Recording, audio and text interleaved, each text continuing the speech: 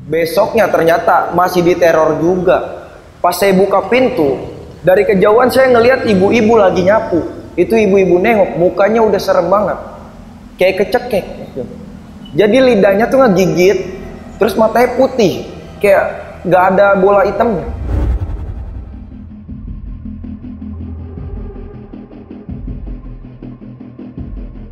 Assalamualaikum warahmatullahi wabarakatuh. Balik lagi di Telusur bareng gue John Arya.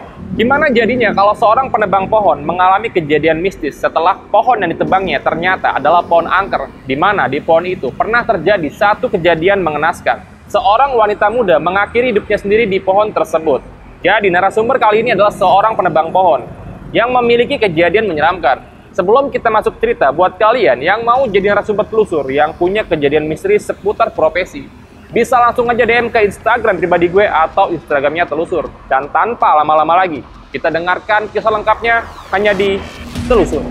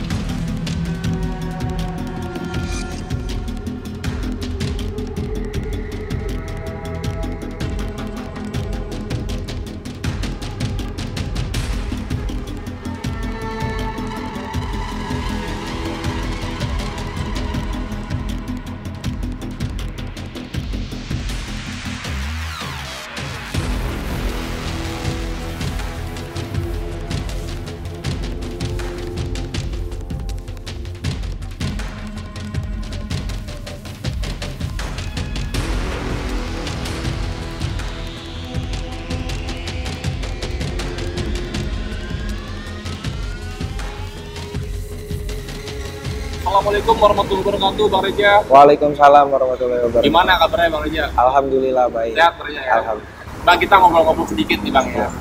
Bang Reja ini awalnya kan ngirim pesan nih ke Instagram ya, katanya Bang Reja punya kejadian mistis waktu Abang masih bekerja sebagai penebang pohon. Betul. Wah, ini kayaknya menarik nih untuk diangkat nih Bang, ceritanya nih Bang ya. Bang Reja nih awalnya gimana bisa jadi penebang pohon tuh, dan seperti apa Bang? Awalnya tuh dulu saya SMA, Bang. Saya ikut-ikut om saya. Om saya tuh pekerjaannya penebang pohon. Jadi saya ngikut-ngikut, cuma beres-beresin ranting-ranting, bawa-bawain gergaji, kayak gitu-gitu. Sampai akhirnya saya belajar sendiri. Terus saya ngeberaniin diri buat jadi penebang pohon sampai akhirnya. Alasannya sih karena duit sih, Bang. Oh, karena lumayan ya Bang? Iya, karena penghasilannya lumayan juga. Tahun berapa Bang sekolah Bang? Tahun 2019 lah. 2016 waktu itu, ya? iya. Biasanya nih dalam sebulan ya, Abang bisa dapat job nebang pohon tuh berapa kali? Dalam sebulan tuh kira-kira 7 sampai 6 kali lah 7 sampai 6 Iya. kali Bang ya? Nebang pohon itu di daerah mana aja biasanya? Saya sih di mana aja, entah di komplek, di pinggir jalan saya terima. Kalau untuk pendapatannya berapa Bang? Pendapatan tuh tergantung seberapa besar pohonnya itu sendiri sih, Pak. Kalau pohonnya besar ditambah borongan terus dibawa-bawain pakai mobil itu lumayan, bisa ratusan ribu atau jutaan ribu. Berarti tergantung dari tingkat kesulitannya ya Bang? Iya, tingkat kesulitannya. Berarti selain menebang pohon Bang, dia juga ini nerima untuk membuang ya? Membuang Iya, besaran membuang. pohonnya ya? Itu pakai apa buahnya Bang? Pakai mobil, kalau pohon-pohon yang besar tuh biasanya pakai mobil. Mobil bak atau truk gitu? Iya, mobil bak atau truk. Kalau untuk pohon-pohon yang udah ditebang nih Bang, itu dibuangnya di mana? Biasanya kalau pohon-pohon yang bagus tuh kita jual lagi ke pengrajin meja atau bangku kayak gitu, Bang. Tapi kalau yang udah jelek kita buang ke pembuangan aja sih. Oh, berarti dari batang pohon yang udah terpotong ini masih bermanfaat ya, bisa dijual lagi Iya, Bang, ya? masih bisa dijual lagi sama kita.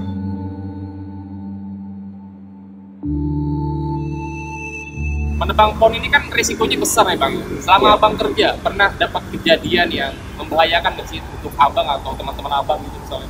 Kalau untuk saya sendiri alhamdulillah cuman luka-luka ringan aja. Tapi saya pernah nyaksiin teman saya kena batang pohon nangka. Jadi bokong belakangnya tuh patah. Dia sempat koma, namun alhamdulillahnya nggak sempat meninggal.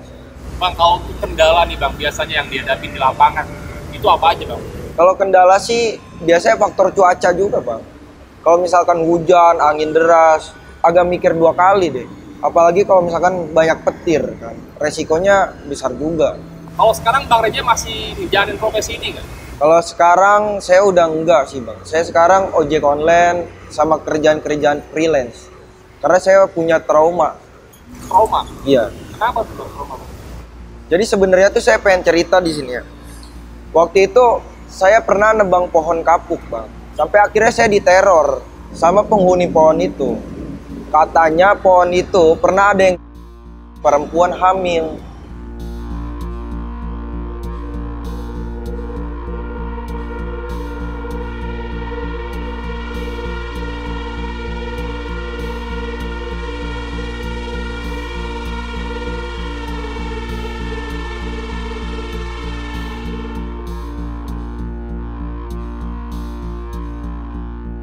Oke Bang Reja, saya penasaran nih pengen denger cerita serem yang Bang Reja alamin tuh lengkapnya seperti apa Bang?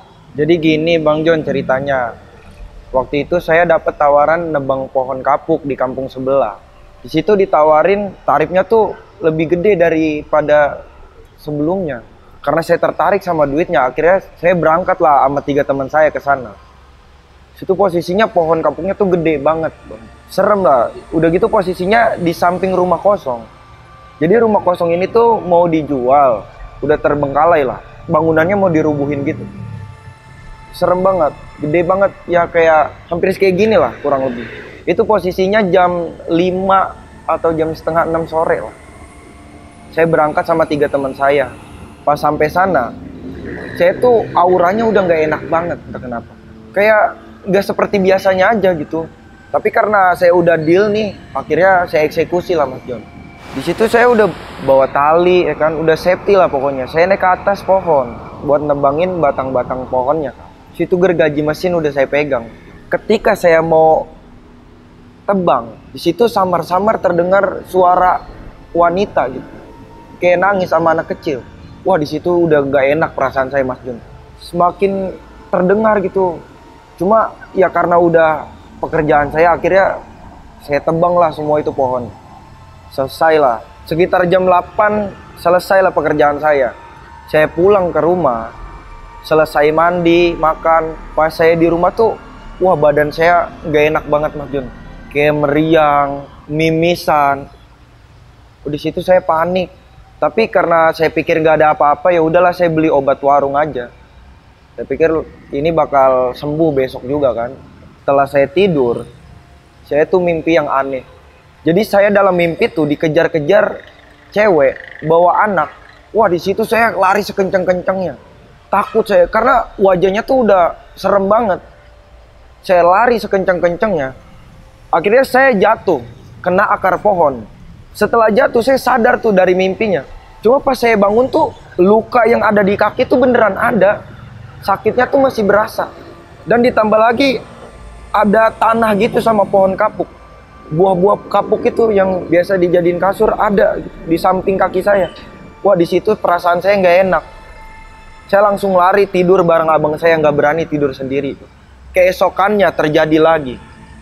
Ketika saya duduk-duduk di depan teras rumah jam 9 malam. Saya lagi duduk-duduk nyantai ngerokok ngopi ya kan. Sambil main handphone. Terdengar ada suara anak bayi nangis. Awalnya saya biasa aja. Karena saya pikir tetangga saya emang kebetulan punya bayi kan. Cuma semakin kesini makin ngeganggu. Suaranya tuh kencang banget. Akhirnya saya cari tuh sumber suara tersebut kan. Saya cari sumber suaranya. Ternyata ada di pohon dekat rumah saya bayi. Kayak dibungkus gitu. Saya kan gak tahu ini bayi siapa kan. Pas mau saya angkat, ya Allah Mas Jun. Itu mukanya udah busuk banget. Refleks bayinya saya lempar, saya lari masuk ke dalam. Udah nggak kuat, saya udah muntah di situ. Karena ngelihat wajahnya tuh udah nggak berupa lagi.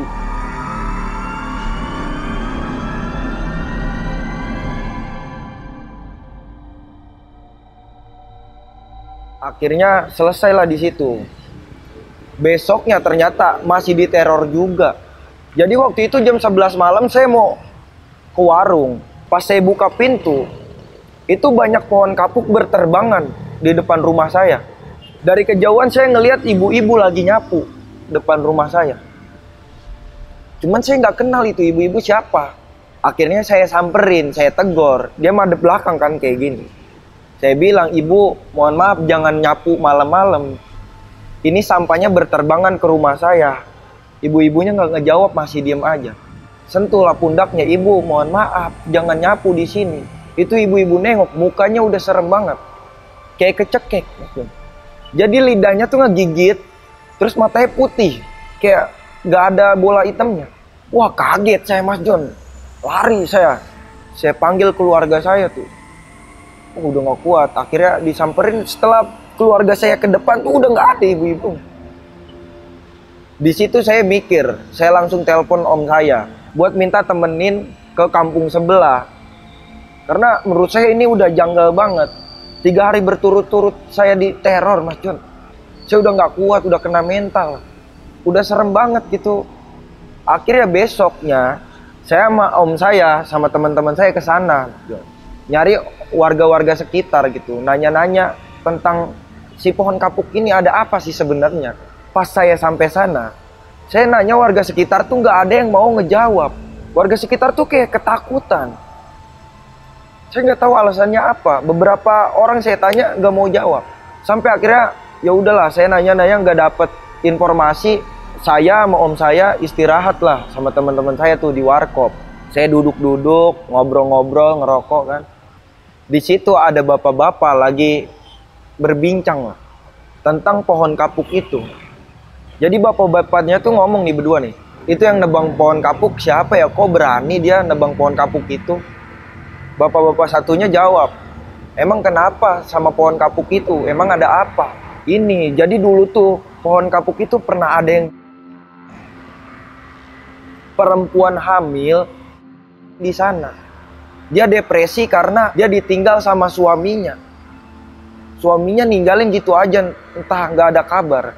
Akhirnya perempuan itu di pohon kapuk itu. Nah, pas saya dengar dari bapak-bapak itu, saya ikut nimbrung lah. Saya tanya-tanya kan bapak-bapak, Pak, emang ada apa dengan pohon kapuk itu kan? Terus bapak-bapaknya jawab, emang mas siapa? Saya Pak yang nebang pohon kapuk itu. Akhirnya bapak-bapaknya cerita lah, itu emang pohonnya serem mas. Jadi waktu itu pernah ada satu keluarga tinggal di rumah itu. Dia punya anak satu, perempuan, hamil di luar nikah. Akhirnya dinikahin lah sama suaminya. Selang seminggu suaminya kabur, gak pulang-pulang. Akhirnya itu perempuan depresi lah di pohon kapuk tersebut. Makanya pohon itu jadi angker. Wah, pantas aja Pak, saya jawab gitu kan. Saya diteror 3 hari berturut-turut. Saya dimimpiin dikejar-kejar perempuan. Di depan rumah saya ada anak bayi, ada perempuan. Karena kejadian ini ya udah tuh akhirnya saya pengen selesai nih masalah ini kan. Saya tanya ke bapaknya, Pak gimana ya biar saya bisa selesai dari permasalahan ini ya. Akhirnya bapak-bapaknya jawab, ya udah ke rumahnya aja. Kebetulan rumahnya pindahnya gak jauh kok dari rumah yang sebelumnya. Ya udah akhirnya saya minta anterin tuh sama bapak-bapaknya kan. Saya berangkat lah sama om sama teman-teman saya ke sana. Saya temuin orang tuanya.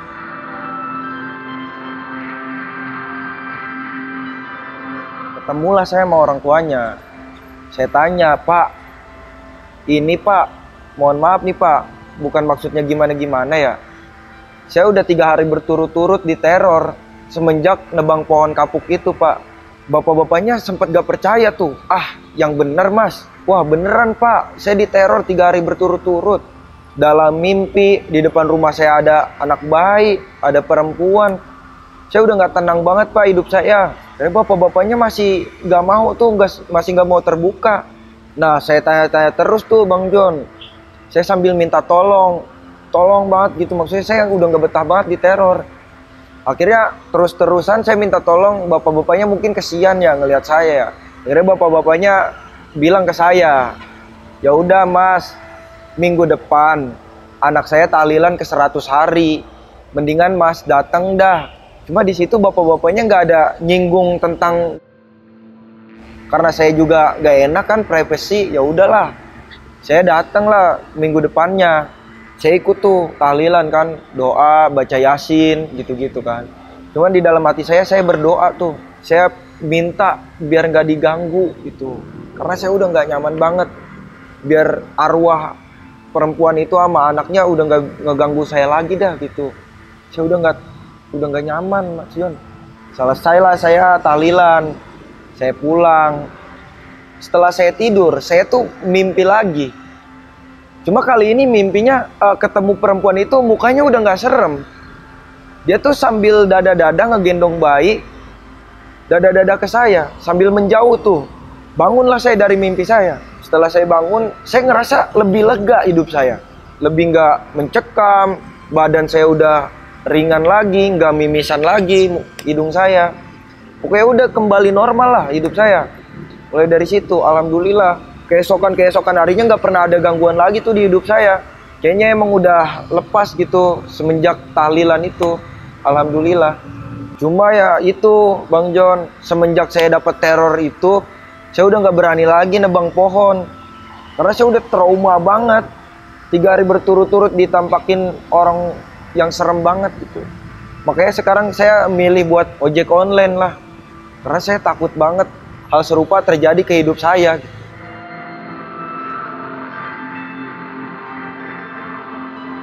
Bang Reja, ini saya mau nanya Bang Reja ya, Iya, tentang cerita Bang Reja nih. Ini menurut saya kacau sih. Terornya ini terjadi ketika Bang Reja ini udah sampai di rumah ya, habis nebang pohon itu ya.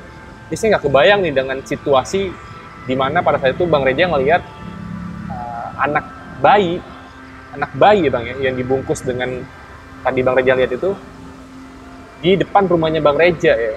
Bayinya itu yang Bang Reja lihat tuh kira-kira sebesar apa sih, atau kira-kira kalau untuk umurnya gitu seberapa sih? bayinya tuh masih apa ya, kayak berbentuk janin cuma udah jadi manusia gitu. Wajahnya tuh udah terbentuk. Mungkin kayak baru lahir gitu. Iya, kayak baru lahir gitu. Oh, mukanya tuh hancur entah kenapa. Itu kan kejadian kedua ya Pak? Iya. Awalnya mimpi ya, setelah mimpi ya. Nah, untuk yang kejadian yang selanjutnya adalah sosok perempuan, ibu-ibu nih yang nyapu di depan rumah Bang Reja. Wah, ini aneh lagi nih Bang. Mukanya ini kan setelah Bang Reja lihat tuh kayak orang habis tercekik ya Bang ya. Dengan lidah yang keluar gitu. Terus Bang Reja kabur ke dalam rumah. Bang Reja sempat cerita sama keluarga juga kan. Iya. Tanggapan keluarga tuh gimana sih? Nah, tanggapan keluarga tuh agak gak percaya karena yang ngalamin itu cuma saya doang, saya ngeliat gitu. Keluarga tuh nganggep saya gila lah, apa segala macam gitu. Saya juga sempat stres sendiri kan, karena diteror saya sendiri. Akhirnya saya minta bantuan om saya kan, buat datang ke sana, buat nyari informasi. Nah, yang anehnya lagi, semenjak saya hidup tuh saya nggak pernah ngerasain mimisan. Semenjak kejadian itu, hidung saya selalu keluar darah setiap malam. Saya udah takut itu. Bang Reja, ada hal lagi yang mau saya tanyain nih Bang Reja. Biasanya yang saya tahu nih Bang Reja ya, untuk para penebang pohon, kalau dia mendapatkan pohon yang bisa dibilang angker gitu untuk ditebang, itu diawali dengan ritual-ritual tersendiri. Entah itu dia memberi sesajian, atau dupa, atau menyan. Kalau dari Bang Reja dan tim Bang Reja sendiri ini pernah nggak sih ngelakuin ritual kayak gitu? Kalau saya sih nggak pernah ya, paling saya berdoa aja sama Tuhan biar nggak diganggu. Pasti tuh setiap saya nebang pohon tuh saya selalu berdoa. Nah, cuma pas nebang pohon kapuk kemarin tuh saya nggak sempet baca doa, lupa. Saya cuma baca bismillah doang. Mungkin karena itu ya saya bisa diteror kan. Masih ada lagi nggak sih Bang Reja kejadian-kejadian mistis yang Bang Reja alamin pada saat Bang Reja berprofesi sebagai penebang pohon? Kalau untuk ke saya sih cuma itu doang, tapi om saya tuh pernah hampir persis seperti saya, cuma sosoknya nih beda Bang John. Jadi om saya setelah nebang pohon itu, om saya seminggu nggak bisa bangun dari tidurnya. Bangun melek matanya, cuma nggak bisa ngapa-ngapain. Mau ke kamar mandi harus ngesot, mau makan aja harus disuapin, pokoknya nggak bisa ngapa-ngapain tuh om saya. Sampai akhirnya istrinya tuh bilang, kayaknya ini sakitnya nggak wajar deh, bukan sakit-sakit medis. Terus akhirnya istrinya nyaranin buat ke orang pinter lah, buat nyari tahu ini tuh sebenarnya kenapa suaminya. Soalnya sakitnya tuh tiba-tiba. Dia nggak ada jatuh dari pohon, nggak ada. Tiba-tiba dia langsung kayak gitu aja setelah nebang pohon itu. Akhirnya dibawa ke orang pinter tuh sama istrinya. Nah, setelah dibawa, dicek-cek sama orang pinter, ternyata orang pinter itu ngomong, ini tuh suaminya ditindihin sama genderuwo. Kata si orang pinter ini, genderuwonya tuh marah karena tempat tinggalnya ditebang tanpa izin. Makanya om saya diteror, ditindihin genderuwo itu kan. Nah, setelah diobatin sama orang pinter ini, besoknya nggak langsung sembuh Bang John. Masih belum pulih lah gitu. Tapi lambat laun, dia tuh mulai membaik. Sampai akhirnya sekarang udah normal lagi. Nah, sebenarnya kejadian-kejadian ini itu sering terjadi Bang John. Ke teman-teman saya, ke om saya. Cuma sesosok aja gitu ketika kita mau nebang pohon. Kayak ngelihat kelebatan gitu. Sosok kayak gitu. Cuma yang terjadi sama saya ya cuma itu doang sih. Yang bikin saya trauma.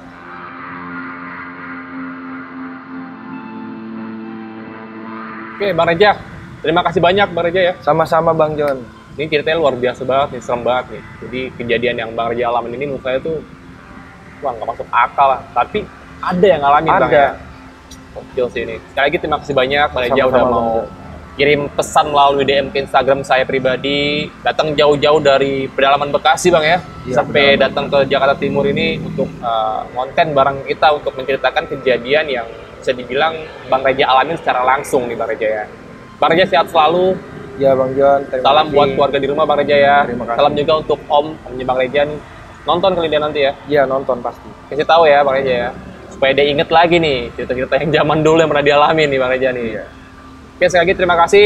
Ya. Assalamualaikum warahmatullahi wabarakatuh. Waalaikumsalam warahmatullahi wabarakatuh. Tos dulu Bang Reja. Terima kasih Bang John.